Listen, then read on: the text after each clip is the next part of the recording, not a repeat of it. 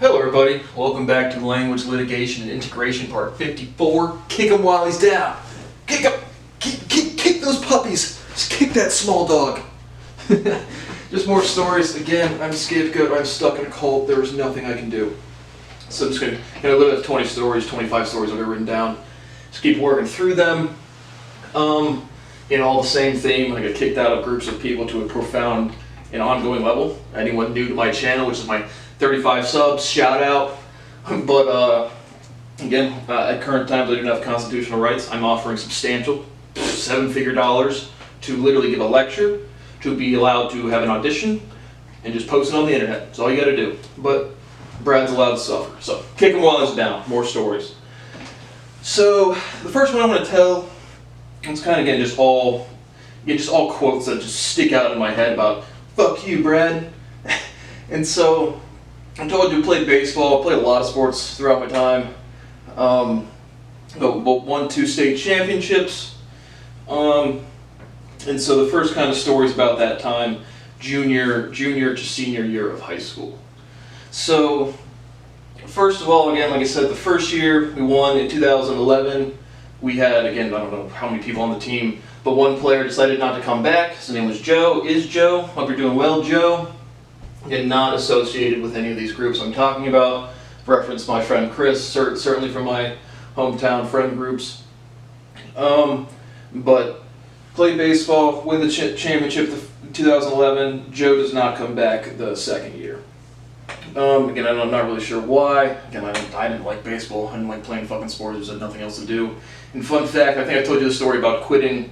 I quit baseball like the junior year when we won. Again, about the NCAA brackets. My coach Tom Newbert thinks it's more important to punish assert authority about playing games than, again, safety and health. But I actually quit. I did my 14 polls, got my bag, quit. And then my coach was like, okay, this goofy fucking weirdo. And then he had my buddy Chris call me after I quit, because I literally just left practice. I was like, this is so fucking stupid. And then I rejoined the team. But I had to apologize. Coach Tom Newbert, you asserted your beta male authority over a fucking child, someone below the age of 18, and then made me apologize for it. Good job, man. What a great, great human being. But this is kind of like the background of baseball. And then Joe doesn't come back.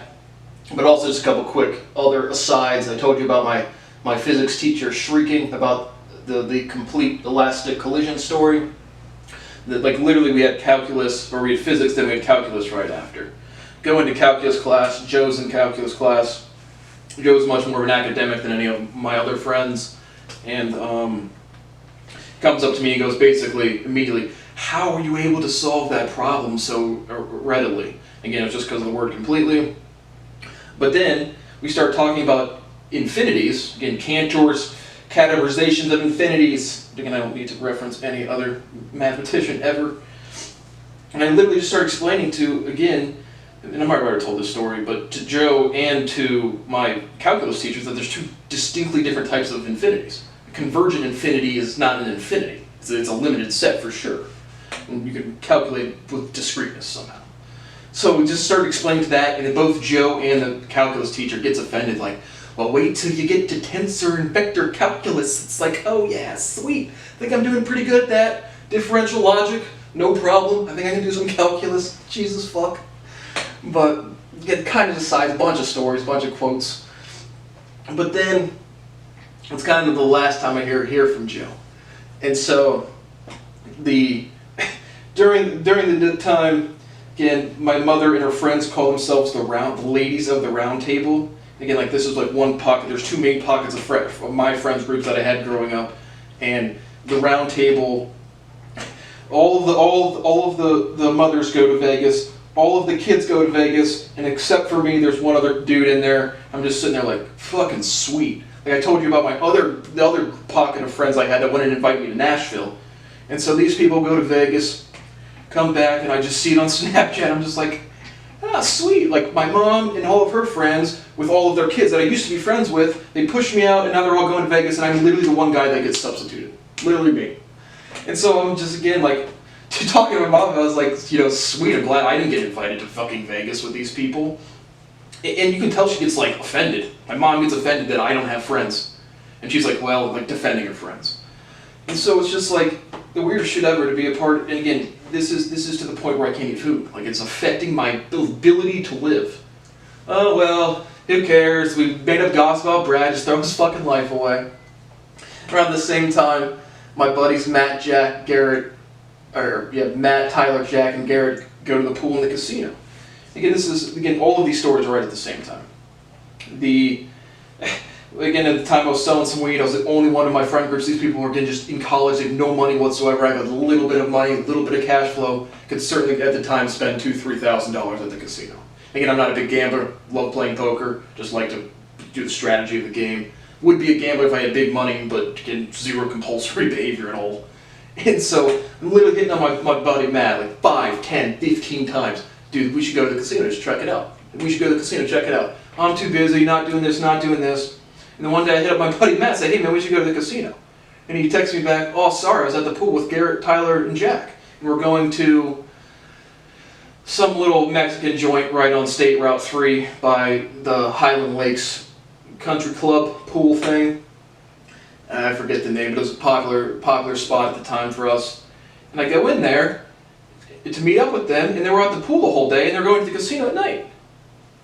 I don't know, I was like furious. I wasn't like outwardly mad, but I was just like, sweet. I can literally hit these people up, ask them to do a thing, go to the casino, and then when they actually want to go to the casino, they literally will not invite me.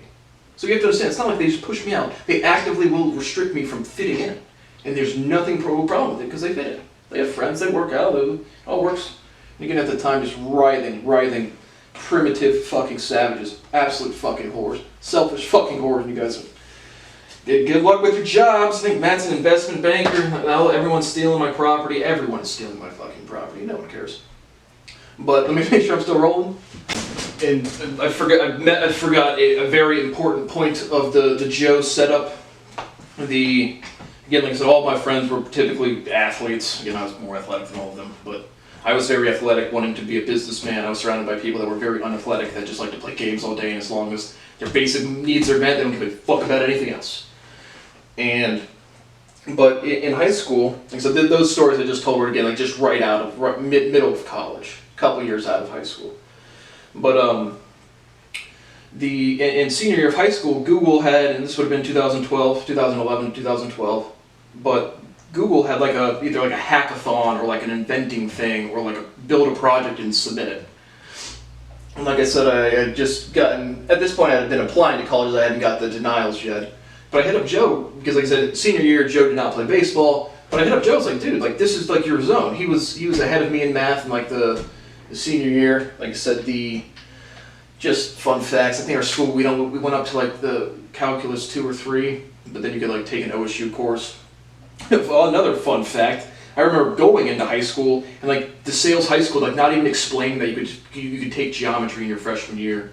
So then by the time of senior, they didn't even tell you. And by the time senior years rolled around, me and my buddy Tim were like, why the fuck didn't anybody tell us we could take more math classes? Again, my teacher, Mrs. Scott, the one that shrieked, she sat me down because I took 5 whole AP classes my senior year of high school. I can't stop listing fundamental logical proofs.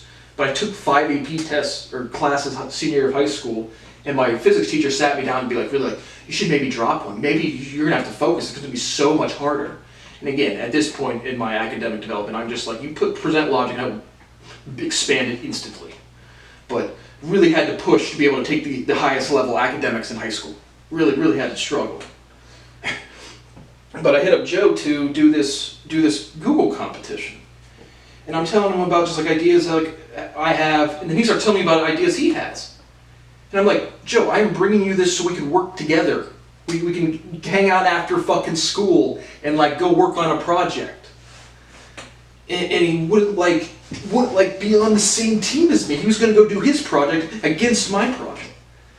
And I'm just, again, like I said, I just want to hit up somebody to go fucking do something. Just fucking anything. And this is like, again, like a science project, like a hackathon, an engineering type of project. Right up Joe's alley. And I hit him up, like genuinely trying to like fucking hang out with the guy. Also invited him paintballing several times. And I also really like paintballing back in. I still would like to play paintball, but that's just an expensive sport. I am on zero budget. I live in the same delusion, not inflation world you do. Still the same budget, and everything's going up in price. Fuck me. But that's kind of the background stories.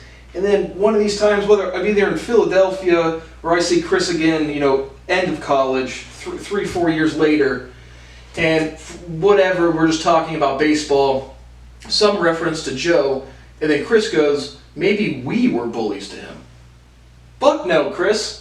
My family and your parents and everyone else's parents in this fucking shithole community were bullies to me. I was a genuine attempt to be a great friend to Joe. And, again, Joe wasn't a good friend to me either. Chris wasn't a good friend to me.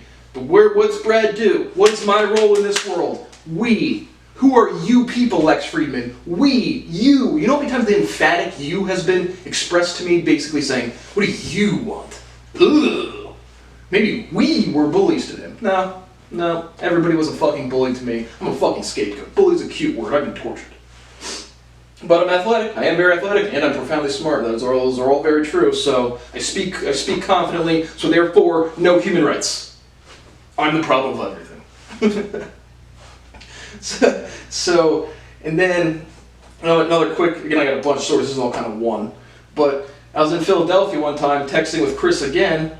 And at this point, again, I'm posting shit on Snapchat, furious. Everyone just thinks I have a bad attitude. I'm volatile and just spewing off again as I can't. The most accomplished scientist ever, and I can't give my family or myself health advice. I can't take care of my own health. And I'm just living at this community who 100% threw away, slandered my name. 100%, that's criminal activity. But again, you can't enforce the law. No one enforces the law. No one does anything. And so I text Chris, and I'm just like mad at these people. I'm like, why the fuck won't, like I said something to the effect of like, your parents fucking did this to me. And then he said something like, well, yeah, if you're going to insult my family like that, again, taking his family's side. It's like, this is crime, guys. I know you guys are cults and you pick sides and shit, but I can't eat and sleep and shit. And, well, yeah, if you're going to insult my family like that, man, you guys violated the law and destroyed my fucking family. My family doesn't care. I can't serve my family with my own. Yeah, if you're going to insult my family like that, fuck you, Chris. And then another quick story. Hope I'm still rolling. But one of Chris's parents got remarried, and again, like this is my mother's close knit friend group, and the guy that his mom got remarried to, made the statement to my mom. It took a while for me to fit into the group, and his name was also Brad, different Brad. And my mom's like telling me this like I'm in the fucking group. I'm the fucking guy they go to Vegas, and I'm the one guy that gets substituted for somebody else. And then everyone defends each other. They're like, I'm not mad. I'm just like, how the fuck do I make money so I can leave the hellhole that is Columbus, Ohio? Truly, truly no understanding. More stories? Kick him while he's down, baby. So, end of senior year high school, like many people, at least in America, I had a graduation party. Just big steps in life. Finished the high school, but we didn't even get a walk at graduation because we had to play our state championship baseball game, which again, love baseball. Oh, another quick story about baseball. After winning junior year, the state championship, some small time, I don't know, third division 3 school or something, asked my baseball coach, like if I would be like interested in recruiting, like being recruited to go like play baseball at fucking whatever bumfuck school. And my coach didn't even bring it to me, like at all. He just said no, and then frankly the answer would have been no. But the times again I was going to go do academics in school, and I remember in high school so many times like getting for baseball, show up 3 fucking hours early, hit 17 million fucking balls, and so it just eats up your whole day. I just remember, like literally sophomore, junior year of high school, being like, I can't wait to be done with this, so I can just go do something else that isn't play games all day. But what was I fucking saying? Oh, I got small time recruits for baseball that my coach didn't even like bring to me. But again, just asserting authority over me. He knows what's best for me, and just clearly doesn't. Another fucking stories hit me. We had like a rape, not like a molester, like a pedophile, at one of our music school in Columbus, Ohio. And you can Google around if you want to find out. But I don't know if there's even any publicity. Don't even really know what the fuck happened. Somebody covered up for it, or just kind of went under the wayside. But after high school, came back to, again, early college time frame, and go back to the high school to lift or whatever, talking to my coach Newbert, and he goes about the pedophile. If I would have known, like, he gets so like angry, like, if I would have known, I would have done something. I'm just sitting there like, no. The beta male society will not do anything. They'll say they would really do something after the fact, knowing damn well they want it to sound good. I guess it's another fucking random fucking story about the baseball time. But so graduation comes along. This time I'm dating Susan. I can give you a couple more stories about the Susan breakup that were pretty fucking disrespectful. But so we have this graduation party. All of my friends come. Everyone's dancing, having a good time. And then the party kind of ends, and then talking with my brother and his friends, because they were the DJ, they were the bartenders, and my brother's friend tells us, who was the two dudes we sold weed to? And so, at the graduation party, two of my buddy's dads bought weed from my brother's friend. And in college, again, like I said, I had to sell weed because I literally got scapegoated by these people. Again, Chris was the dude from the Rethink YouTube channel. And like right before I go to Colorado, he says something to me like, they know you sell weed, like meaning the parents. Again, like, yeah, I know you guys buy weed too, motherfuckers. And here's the fun part. Again, it's like the mentality of selling weed. It's infinitely different than buying weed. Infinitely different. And again, I am being tortured at the time. And again, I was no way out. They know you sell weed, Chris. Yeah, I know they buy weed. And again, his mom was the one I gave the story about going into the post office, and she's saying, it would have been too fast if your alcohol business would have worked yet. Yeah, again, now I can't have a family until I'm 35, and I think that's pathetic as fuck. I'm a grown-ass man. I've been more mature than anybody I've met, every 95-year-old I've ever heard about by the time I was 12. So I'd like to start my life sometime. They know you sell weed. I know they buy the weed. So again, that was another couple stories keep hitting me. But another thing I wanted to say, just scientifically, on the last one, I said I don't like the word remission. I do like the word remission. I don't like the word cure, which is, again, cycling the logic from 3 or 4, a lot of episodes ago. But I do like the word remission. Just random science fact. And then one other thing about Steve 1 from the other state. And again, I'm not trying to protect anybody. I'm not trying to put anybody on blast. It's just the more severe the story, I censor the names a little bit. Anyone from my community, I'm sure, can figure out who's who. But another story about Steve 1. Again, this is before I took his math test for his, I'm assuming his current job. I haven't talked to the motherfucker in years. But he got a different job in Wisconsin, right out of college. He has a girlfriend. He's got GroupMes, he's got contact. Again, people my age just simply don't understand how little my cell phone has ever buzzed for someone trying to contact me. They just don't get it. And for any time, at any point in my life. But Steve 1 goes to Wisconsin, like I said, he's got a girlfriend, he's got a job, he's got a family that visits, and he just starts talking about being socially isolated. He worked with older people and being in a town that was not conducive to meeting younger people. Steve 1's very much a socialite. More so than me. Like I said, I'm not super social, I'm not antisocial in any way, but he is super social. And so he couldn't make friends or something. And he just talks about how you regress to a primitive state of thinking. And he says to me, things started to get weird about social isolation, about being removed from groups, about being pushed out of things. And I'm just sitting there like, yeah, dude. And that is what I have felt since I have been 12. Things have been weird my entire life. No end in sight. Literally no fucking end in sight. So I get just people projecting their own, and to a large degree, people know that I've been tortured. Just fucking neglected to the point where I can't fucking do anything. But no one feels responsibility for it. Things started to get weird. Steve 1, yes. And things have been weird in my life forever. For fucking ever. So again, let's see how long this one's going. Might end it here. Might have some more stories. So just a couple finishing stories. I got a bunch. I'm trying to keep them all from the same time frame. She'll be back tomorrow, or even later tonight. But again, after Susan and I broke up, absolute travesty. Put her on blast a little bit on Facebook, which I genuinely see nothing wrong with at all, period. Again, because when you disrespect somebody, you should be allowed to call them out. But put her on blast on Facebook, and at the point, again, I can't remember the exact post Facebook can find it, but it was something to the fact that I just called out her first and last name, said, enjoy your new boyfriend, thanks for nothing. Nothing super severe, but definitely calling her the fuck out. And at the time, posted up there, and again, this culty little community, oh my gosh, fuck Brad, fuck Brad, fuck Brad, fuck Brad, fuck Brad, fuck Brad. And my mom calls me up and gets mad at me. He's like, take it down. I'm telling you to take it down. Again, I know, Mom, but I can't eat food. Shouldn't you care about your kid not being able to eat food, not just some cunt that treated me like shit because she doesn't know how to behave?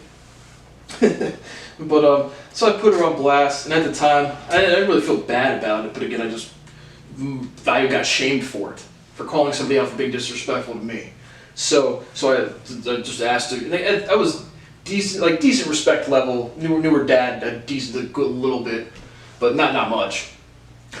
But so both post the thing on Facebook. Mom tells us to take it down. I'm back in Columbus one time, and I just go over to apologize, which I 100% fucking rescind.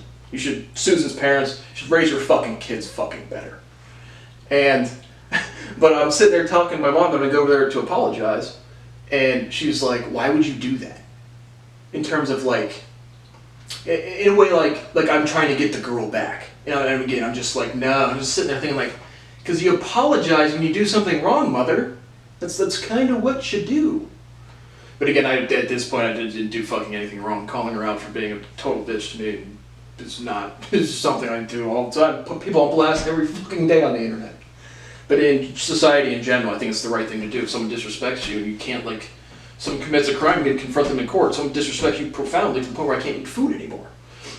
When I went over to apologize to Susan's parents, I just literally explained to them, I am getting pushed the fuck out of groups of people. And I'm not going to be able to get another girlfriend. Again, not trying to save the relationship whatsoever. Just trying to apologize for what I think I might have done wrong. And they're like, well, why wouldn't something work? Why wouldn't your guy friends introduce you to other girls?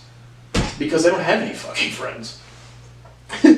But that's kind of the background. And then probably a year or two later, I see Susan's dad again. There's DeSales has the annual golf outing. And so me and my buddy Chad, who I referenced several times, we go to participate in the golf outing. And so we go there, and Susan's dad's there. You come up, catch up, say what's up. And he says, he's like, what are you up to these days? And this is 18 months later. I go, and I was going to be a personal trainer. And he goes, you're way too smart to be a personal trainer. And the reason I was going to be a personal trainer is because I was getting kicked out of OSU for doing physics proofs. So I was just sitting there yeah, I'm also too smart to go to school and do physics. And at the same time, here's another just quick fucking story. My cousin, again, this is the same time I'm getting completely kicked out of OSU for nothing. My cousin's texting me, and again, male, probably early 40s, and so again, older millennial, because I'm a younger millennial. I don't like generation gap, labeling much, but 28s, I think I'm the lower end of the millennials. But we're sitting there, and again, I'm explaining to them over text that I can't fucking do physics because they won't let me. Not that I don't get it, but that's not an acceptable answer. They're engineers, my dad, my cousins, they're engineers, they took science classes, they know it all. And my cousin goes, now you're starting to offend me. I'm sitting there I'm a 19-year-old, 20-year-old kid offending my 35 to 40-year-old cousin who has a job, financial stability, because he doesn't believe me that I can do physics research. Weird. But you're too smart to be a personal trainer. I was too smart in a genuine way to do physics at a university. Cool beans.